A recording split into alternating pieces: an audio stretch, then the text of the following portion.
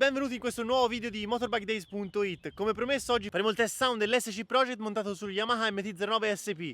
Stiamo aspettando Simo, dovrebbe arrivare a momenti, lo sento già in lontananza. Eccolo qua, in arrivo.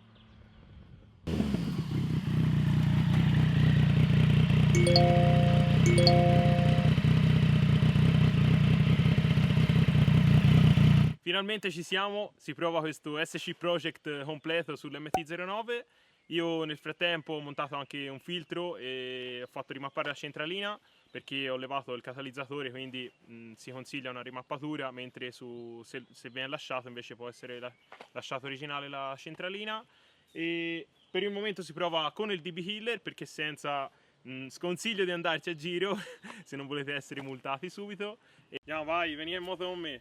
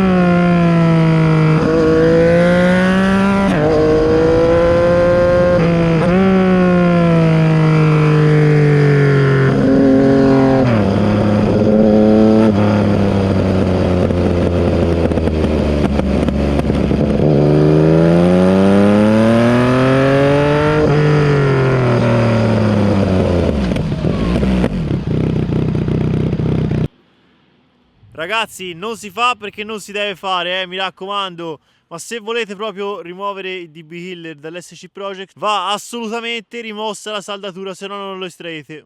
Una volta rimossa la saldatura c'è soltanto questa vite a brugola che lo tiene, quindi rimossa questa, con una pinza possiamo estrarlo facilmente. Andiamo via, leviamolo. Andiamo.